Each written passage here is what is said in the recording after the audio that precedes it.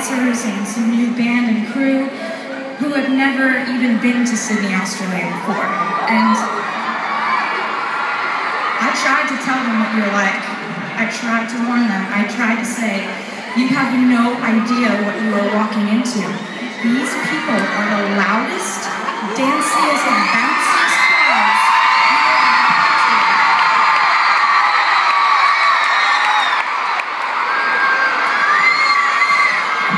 And you know, back in the backstage scramble of everybody trying to change clothes and get ready for the next song, I could see all the dancers looking at each other. Which means that they think you're amazing, and you are. And I'm so happy to be hanging out with you, and it's been too long. And hanging out with you tonight, just kind of, I'm looking out at this crowd, and this crowd is just different. You guys have really put a lot of effort into everything, haven't you?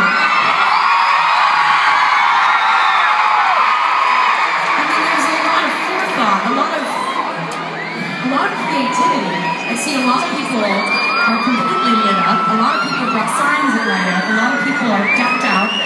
And I saw actually people who painted their whole bodies red. And then I've seen people who just look beautiful in really wonderful dresses. And then I have seen a lot of people with my face on their shirts, which is nice.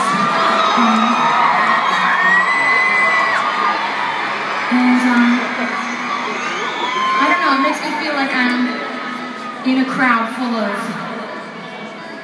hopeless romantics and daydreamers and people like that.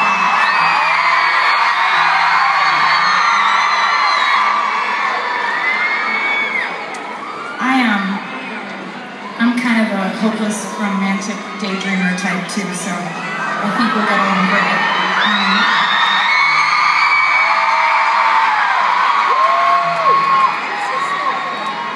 And speaking of daydreams, I have been daydreaming since I was a little kid, and I don't even think in my wildest daydreams did I think I'd be playing songs that I wrote to a sold-out crowd of 40,000 people in Sydney, Australia, who knew every word to every song.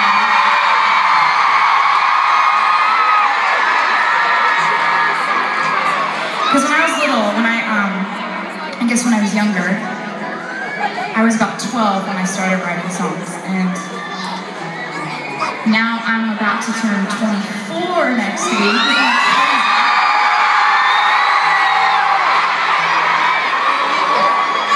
And looking back at why I first started writing songs, over the years what I've written about has changed, but the reason I write songs is still the same as when I was 12 years old. I write songs to cope with what I'm feeling and to understand my emotions and to get through things. And I think for me, when I started writing songs, it was because I didn't have much of a social life. Like, I did not have 40,000 people wanting to hang out with me on a Wednesday night back then.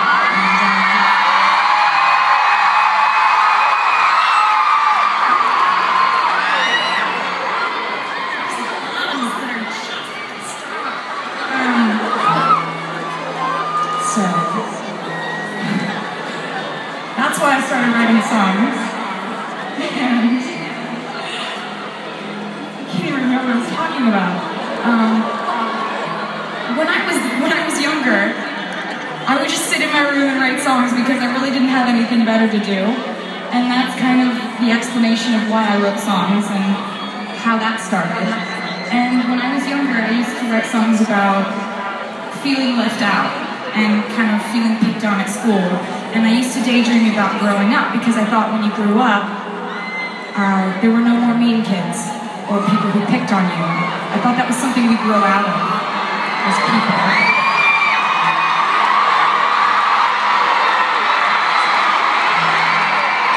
Well, when I grew up, I learned that it has nothing to do with how old you are or where you live, or what your circumstances are at one point or another in your life. There's gonna be someone who's mean to you, that makes you feel small, that makes you feel like you don't deserve what you want, that makes you feel like you're weird because you're different. And somewhere along the way, I learned something that I think is a valuable lesson, and certainly makes life easier. I learned that it's not our job to make people like us if they don't want to. And when I learned that, things got a little easier.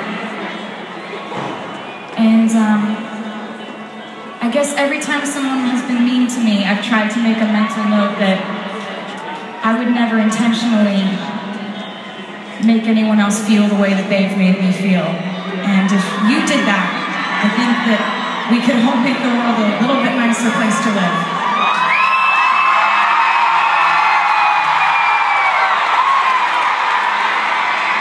And just like anything else, when someone was mean to me a few years ago, I did what I always do when I don't understand.